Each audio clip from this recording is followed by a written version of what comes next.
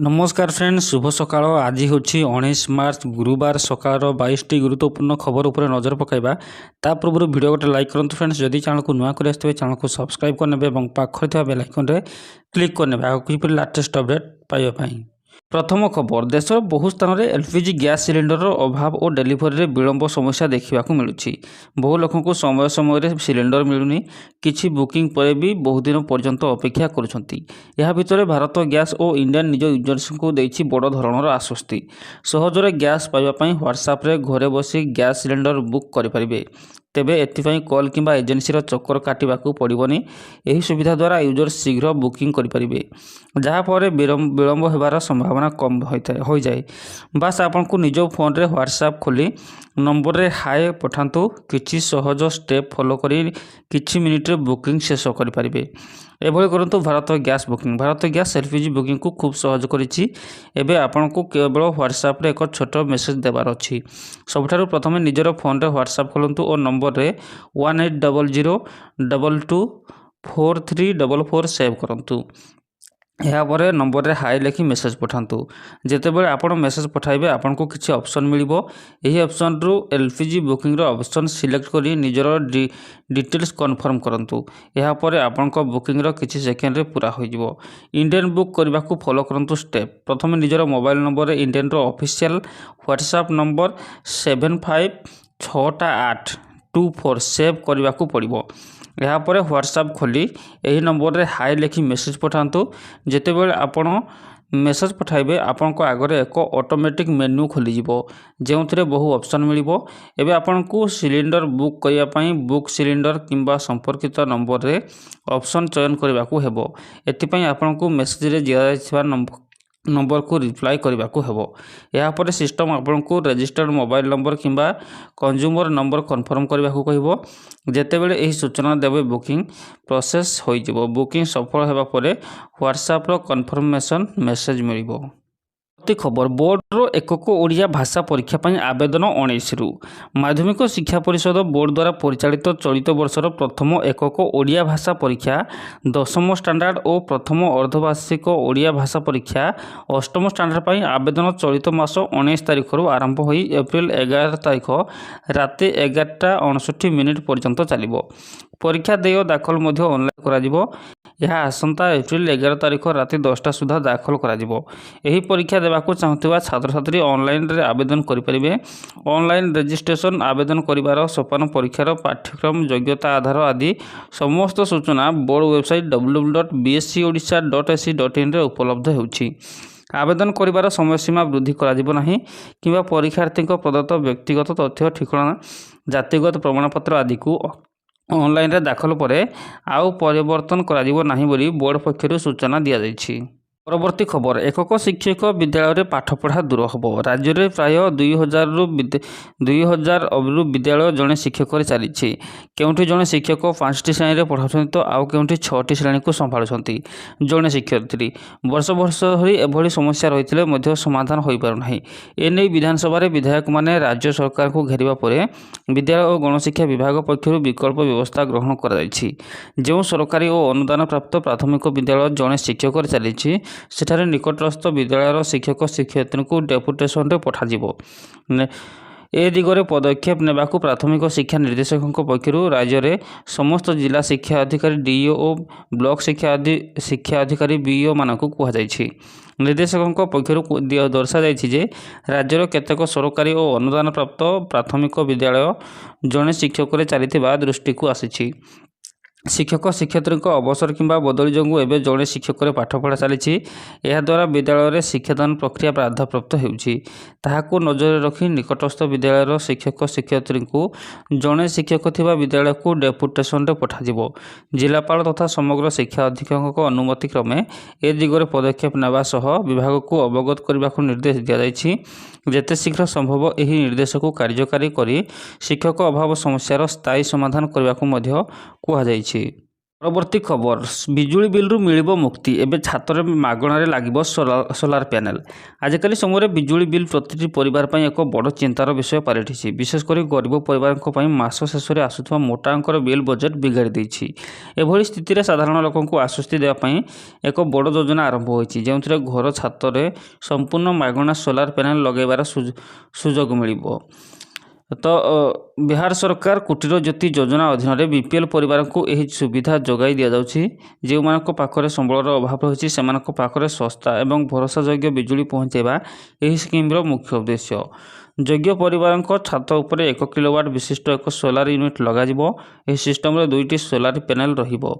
ଏହା ମାଧ୍ୟମରେ ଆପଣ ଆରାମରେ ଘରର ପଙ୍ଖା ବଲ୍ବ ଜଳାଇବା ସହ ମୋବାଇଲ ଚାର୍ଜ ମଧ୍ୟ କରିପାରିବେ। ସୋଲାର ପ୍ୟାନେଲ କିଣିବା ଠାରୁ ଆରମ୍ଭ କରି ଲଗାଇବା ପର୍ଯ୍ୟନ୍ତ ସମସ୍ତ ଖର୍ଚ୍ଚ ବିଜୁଳି କମ୍ପାନୀ ବହନ କରିବ।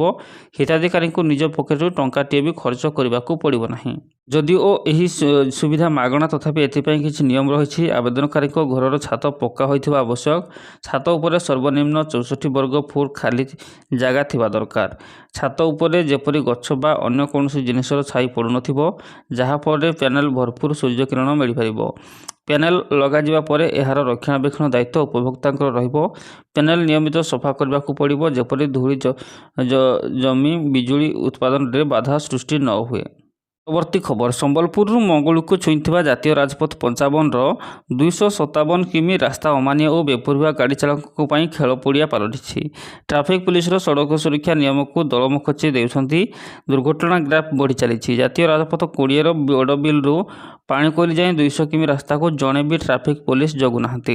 ହଜାର ହଜାର ଭାରୀ ଯାନ ଚକା ତଳେ ପ୍ରତିଦିନ ନିରୀହଙ୍କ ଜୀବନ ଯାଉଛି। ସମ୍ବଲପୁର ରାଉରକେଲା ଏକ୍ସପ୍ରେସୱେରେ ମଧ୍ୟ ସଡ଼କ ସୁରକ୍ଷା ନିୟମରେ ଧଜିଆ ଉଡ଼ୁଛି। ଏଣିକି ଏସବୁ ସମ୍ବେଦନଶୀଳ ଓ ବ୍ୟସ୍ତବହୁଳ ରାସ୍ତାରେ ଅମାନିଆ ଗାଡ଼ି ଚାଳକଙ୍କ ମନମାନି ଚଳିବନି। ଏସବୁ ଜାତୀୟ ଓ ରାଜ୍ୟ ରାଜପଥରେ ସିସି କ୍ୟାମେରା ଖଞ୍ଜାଯାଇଛି।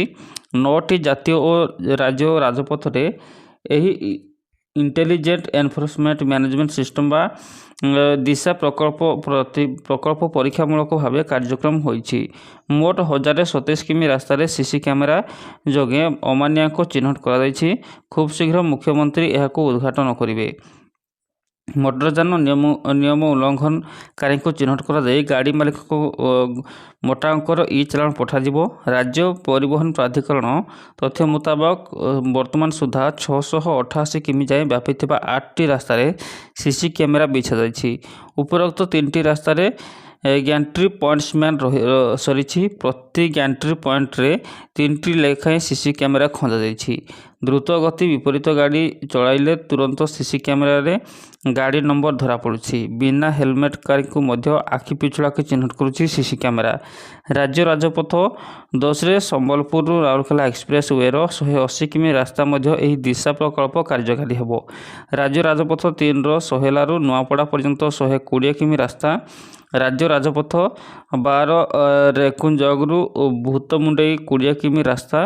ରାଜ୍ୟ ରାଜପଥ 139ରେ ପିତିରିରୁ ପାଲହଡ଼ା 64 କିମି ରାସ୍ତାରେ ମଧ୍ୟ ଗ୍ୟାଣ୍ଟ୍ରି ପୋଲ୍ ଖଞ୍ଜା ସରିଛି। ଜାତୀୟ ରାଜପଥ 200, ଜାତୀୟ ରାଜପଥ 720ରେ ଥିବା ଦୈତାରୀରୁ ଚଣ୍ଡିଖୋଲ ରାସ୍ତା, ବ୍ରହ୍ମପୁର ଭଞ୍ଜନଗରରୁ ଲମ୍ବିଥିବା ଜାତୀୟ ରାଜପଥ 59 ଓ 157ର 80 କିମି ରାସ୍ତା ଓ ବ୍ରହ୍ମପୁରରୁ ତପ୍ତପାଣି ଯାଏଁ ଜାତୀୟ ରାଜପଥ 326 ଓ ରାଜ୍ୟ ରାଜପଥ 17ରେ ଥିବା 52 କିମି ରାସ୍ତାରେ ମଧ୍ୟ ଦିଶା ପ୍ରକଳ୍ପ ଶେଷ ପର୍ଯ୍ୟାୟରେ ପହଞ୍ଚିଛି। ସୂଚନାଯୋଗ୍ୟ, ରାଜ୍ୟର ସବୁଠୁ ଗୁରୁତ୍ୱପୂର୍ଣ୍ଣ ଓ ବ୍ୟସ୍ତବହୁଳ ରାସ୍ତା ଭାବେ ପରିଚିତ ଜାତୀୟ ରାଜପଥ 16ର ପ୍ରାୟ 254 କିମି ରାସ୍ତାରେ IEMS ପ୍ରକଳ୍ପ ଯୋଗେ ଅମାନିଆ ଗାଡ଼ି ଚାଳକଙ୍କୁ ଚିହ୍ନଟ କରାଯାଉଛି। ପାଣିକୋଇଲିରୁ ଲକ୍ଷ୍ମଣନାଥ ପର୍ଯ୍ୟନ୍ତ 163 କିମି, ଗିରିସୋଲାରୁ ରାମେଶ୍ୱର ପର୍ଯ୍ୟନ୍ତ 91 କିମି ରାସ୍ତାରେ ସିସି କ୍ୟାମେରା ଖଞ୍ଜାଯାଇଛି। ସେହିପରି ଜାତୀୟ ରାଜପଥ 316 ଭୁବନେଶ୍ୱରରୁ ପୁରୀ ଯାଏଁ 63 କିମି ରାସ୍ତାରେ 2024-25 ମସିହାରୁ ଦିଶା ପ୍ରକଳ୍ପ ଚାଲିଆସୁଛି। ଜାତୀୟ ରାଜପଥ 316ର ପୁରୀ କୋଣାର୍କ 25 କିମି ଓ ରାଜ୍ୟ ରାଜପଥ 13ରେ ଥିବା କୋଣାର୍କ ପିପିଲିର 40 କିମି, ଜାତୀୟ ରାଜପଥ 55ରେ ଥିବା କଟକ ପାରାଦୀପର 83 କିମି ଓ ରାଜ୍ୟ ରାଜପଥ 42ରେ ଥିବା ବଲାଙ୍ଗୀରରୁ ତୁର୍କୋଲାର 83 କିମି ରାସ୍ତାରେ ମଧ୍ୟ ସିସି କ୍ୟାମେରା ଖଞ୍ଜାଯାଇଛି। ୟୁଜର୍ସଙ୍କ ପାଇଁ ବଡ଼ ଖବର, ଯଦି ଆପଣ ଫେସବୁକରେ ଅନ୍ୟର ଭିଡ଼ିଓ କପି କରି କିମ୍ବା ସାମାନ୍ୟ ଏଡିଟ୍ କରି ଟଙ୍କା ରୋଜଗାର କରୁଛନ୍ତି, ତେବେ ସାବଧାନ। ମେଟା ଏବେ କପି ପେଷ୍ଟ କାରବାର ଉପରେ ରୋକ ଲଗାଇବାକୁ ଯାଉଛି। ଅସଲି କ୍ରିଏଟର୍ସଙ୍କ ସ୍ୱାର୍ଥ ରକ୍ଷା ପାଇଁ କମ୍ପାନୀ କେତେକ ବଡ଼ ପରିବର୍ତ୍ତନ କରିଛି। ଅନେକ ସମୟରେ ଦେଖାଯାଏ ଯେ ଜଣେ କ୍ରିଏଟର କଷ୍ଟ କରି ଭିଡ଼ିଓ ବନାନ୍ତି କିନ୍ତୁ ଅନ୍ୟ କେହି ତାଙ୍କୁ ଚୋରି କରି ନିଜ ପେଜ୍ରେ ଛାଡ଼ି ଲକ୍ଷ ଲକ୍ଷ ଟଙ୍କା ରୋଜଗାର କରନ୍ତି। ଏବେ ଏହାକୁ ରୋକିବା ପାଇଁ ମେଟା ନୂଆ ଟୁଲ୍ ଲଞ୍ଚ କରିଛି। ଏହାଦ୍ୱାରା କ୍ରିଏଟରମାନେ ସହଜରେ ଜାଣିପାରିବେ କିଏ ତାଙ୍କ ଭିଡ଼ିଓ ଚୋରି କରିଛି ଏବଂ ସେମାନଙ୍କ ବିରୁଦ୍ଧରେ ତୁରନ୍ତ କାର୍ଯ୍ୟାନୁଷ୍ଠାନ ଗ୍ରହଣ କରିପାରିବେ। ନୂଆ ଅପଡେଟ୍ ଅନୁଯାୟୀ କ୍ରିଏଟରମାନଙ୍କୁ ଏକ ସେଣ୍ଟ୍ରାଲାଇଜ୍ଡ ଡ୍ୟାସବୋର୍ଡ ମିଳିବ। ଏଠାରେ ସେମାନେ ଦେଖିପାରିବେ କେଉଁ କେଉଁ ଆକାଉଣ୍ଟ ତାଙ୍କ କଣ୍ଟେଣ୍ଟକୁ କପି କରିଛନ୍ତି। ଗୋଟିଏ କ୍ଲିକ୍ରେ ସେହିସବୁ ଆକାଉଣ୍ଟ ବିରୁଦ୍ଧରେ ଅଭିଯୋଗ କରାଯାଇପାରିବ। ମେଟା ଏହାର ଗାଇଡଲାଇନରେ ପରିବର୍ତ୍ତନ କରିଛି। ଯେଉଁ ଭିଡ଼ିଓ କ୍ରିଏଟର ନିଜେ ସୁଟ୍ କରିଛନ୍ତି କିମ୍ବା ପ୍ରସ୍ତୁତ କରିଛନ୍ତି, ଯଦି କାହା ଭିଡ଼ିଓରେ ଆପଣ ନିଜର ବିଶ୍ଳେଷଣ କିମ୍ବା ନୂଆ ସୂଚନା ଯୋଡ଼ି ରିମିକ୍ସ କରୁଛନ୍ତି, ତେବେ ଫେସବୁକ୍ ତାହାକୁ ଅସଲି ବା ଅରିଜିନାଲ କଣ୍ଟେଣ୍ଟ ବୋଲି ମାନିବ। କେବଳ ବର୍ଡର ଲଗାଇବା, କ୍ୟାପସନ୍ ବଦଳାଇବା କିମ୍ବା ସାମାନ୍ୟ ଏଡିଟ୍ କରି ପୁଣି ଅପଲୋଡ଼ କଲେ ତାହାକୁ ନକଲି ବୋଲି ଧରାଯିବ। ଏଭଳି ଭିଡ଼ିଓର ରିଚ୍ କମାଇ ଦିଆଯିବ। ଫେସବୁକ୍ରେ ବଢ଼ୁଥିବା AI ଜେନେରେଟେଡ୍ ସ୍କାମ୍ କଣ୍ଟେଣ୍ଟକୁ ରୋକିବା ପାଇଁ ମେଟା କଠୋର ଆଭିମୁଖ୍ୟ ଗ୍ରହଣ କରିଛି। 2025 ମସିହାରେ କମ୍ପାନୀ ପାଖାପାଖି 2 କୋଟି ନକଲି ଆକାଉଣ୍ଟ ହଟାଇଛି। ଏହା ସହିତ 2025 ଦ୍ୱିତୀୟାର୍ଦ୍ଧରେ ଅରିଜିନାଲ ଭିଡ଼ିଓ ଦେଖିବା ସଂଖ୍ୟା ପୂର୍ବ ଅପେକ୍ଷା 2 ଗୁଣ ବୃଦ୍ଧି ପାଇଥିବା କମ୍ପାନୀ ଦାବି କରିଛି। ଓଡ଼ିଶା ପାଇଁ ଏକ ବଡ଼ ଖବର। ରାଜ୍ୟରେ ଗଡ଼ିବ ବିକାଶର ଗାଡ଼ି। ପଶ୍ଚିମବଙ୍ଗରୁ ଖଡ଼ଗପୁରରୁ ଆନ୍ଧ୍ରପ୍ରଦେଶର ବିଜୟୱାଡ଼ାକୁ ସଂଯୋଗ କରୁଥିବା ହାଇସ୍ପିଡ୍ କରିଡର ଏବେ ଓଡ଼ିଶାର 9ଟି ଜିଲ୍ଲା ଦେଇ ଅତିକ୍ରମ କରିବ। ଏହି 6 ଲେନ୍ ବିଶିଷ୍ଟ ହାଇସ୍ପିଡ୍ କରିଡର ପାଇଁ ପୂର୍ତ୍ତ ବିଭାଗର ମୁଖ୍ୟ ଶାସନ ସଚିବ ସଞ୍ଜୟ କୁମାର ସିଂଙ୍କ ଅଧ୍ୟକ୍ଷତାରେ ଲୋକସେବା ଭବନରେ ଏକ ଉଚ୍ଚସ୍ତରୀୟ ବୈଠକ ଅନୁଷ୍ଠିତ ହୋଇଯାଇଛି। ଏହି ପ୍ରକଳ୍ପ ଓଡ଼ିଶାର ମୟୂରଭଞ୍ଜ, କେନ୍ଦୁଝର, ଢେଙ୍କାନାଳ, କଟକ, ନୟାଗଡ଼, ଗଞ୍ଜାମ, ଗଜପତି, ରାୟଗଡ଼ା ଏବଂ କୋରାପୁଟ ଜିଲ୍ଲା ଦେଇ ଯିବ। ମୋଟ 1102 କିଲୋମିଟର ବିଶିଷ୍ଟ ଏହି ଏକ୍ସପ୍ରେସୱେର 522 କିଲୋମିଟର କେବଳ ଓଡ଼ିଶାରେ ନିର୍ମାଣ ହେବ। ଗଞ୍ଜାମ ଜିଲ୍ଲାରେ ସର୍ବାଧିକ 97 କିମି ରାସ୍ତା ନିର୍ମାଣ ହେବାକୁ ଥିବାବେଳେ ଢେଙ୍କାନାଳରେ 88 କିମି, ମୟୂରଭଞ୍ଜ ଓ କେନ୍ଦୁଝରରେ 86 କିମି ଲେଖାଏଁ ଏବଂ ରାୟଗଡ଼ାରେ 53 କିମି ରାସ୍ତା ନିର୍ମିତ ହେବ। ଏହି କରିଡର ରାଜ୍ୟର 27ଟି ସହରାଞ୍ଚଳକୁ ସଂଯୋଗ କରିବା ସହ ଖଣିଜ ସମ୍ପଦ ଭରା ଅଞ୍ଚଳଗୁଡ଼ିକର ବିକାଶରେ ପ୍ରମୁଖ ଭୂମିକା ଗ୍ରହଣ କରିବ। ବୈଠକରେ ପ୍ରସ୍ତାବିତ ରୁଟ୍ ଏବଂ ଜମି ଅଧିଗ୍ରହଣ ସମ୍ପର୍କିତ ସମସ୍ୟାଗୁଡ଼ିକ ଉପରେ ଆଲୋଚନା କରାଯାଇଛି। ପଶ୍ଚିମବଙ୍ଗ, ଝାଡ଼ଖଣ୍ଡ, ଓଡ଼ିଶା ଏବଂ ଆନ୍ଧ୍ରପ୍ରଦେଶକୁ ସଂଯୋଗ କରୁଥିବା ଏହି ବୃହତ୍ ପ୍ରକଳ୍ପ ଦ୍ୱାରା ଯାତାୟାତ ଓ ପରିବହନ କ୍ଷେତ୍ରରେ ବଡ଼ ପରିବର୍ତ୍ତନ ଆସିବ ବୋଲି ଆଶା କରାଯାଉଛି। ପରବର୍ତ୍ତୀ ଖବର, RTE ଆଡମିସନ୍ ପ୍ରଥମ ପର୍ଯ୍ୟାୟରେ 2,07,370 ଜଣ ଛାତ୍ରଛାତ୍ରୀଙ୍କର ଚୟନ।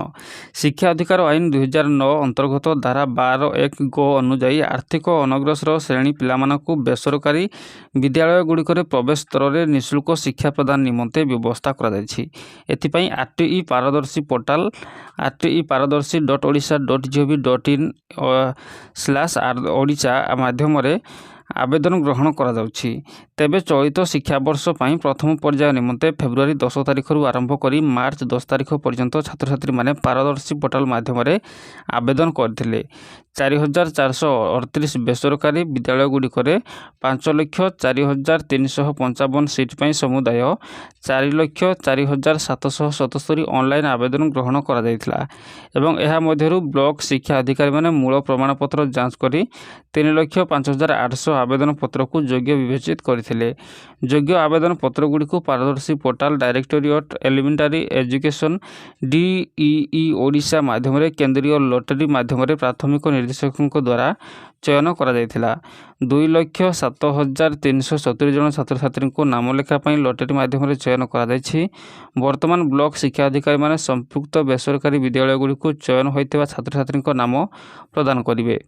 ବେସରକାରୀ ବିଦ୍ୟାଳୟଗୁଡ଼ିକରେ ମାର୍ଚ୍ଚ 17 ତାରିଖରୁ ମାର୍ଚ୍ଚ 31 ତାରିଖ ମଧ୍ୟରେ ନାମ ଲେଖାଯିବ। ଏହି ନାମଲେଖା ସମ୍ପୂର୍ଣ୍ଣ ନିଃଶୁଳ୍କ ଅଟେ ଏବଂ ବେସରକାରୀ ବିଦ୍ୟାଳୟଗୁଡ଼ିକ କୌଣସି ଅର୍ଥ ଅଭିଭାବକଙ୍କ ଠାରୁ ନେଇପାରିବେ ନାହିଁ। ଯଦି ଏହାକୁ କୌଣସି ବିଦ୍ୟାଳୟ ଖିଲାପ କରନ୍ତି, ତେବେ ଆଇନ ଅନୁଯାୟୀ କାର୍ଯ୍ୟାନୁଷ୍ଠାନ ଗ୍ରହଣ କରାଯିବ। ଏନେଇ ଏକ ସହାୟତା ନମ୍ବର 180034567222 ମଧ୍ୟ ଜାରି କରାଯାଇଛି।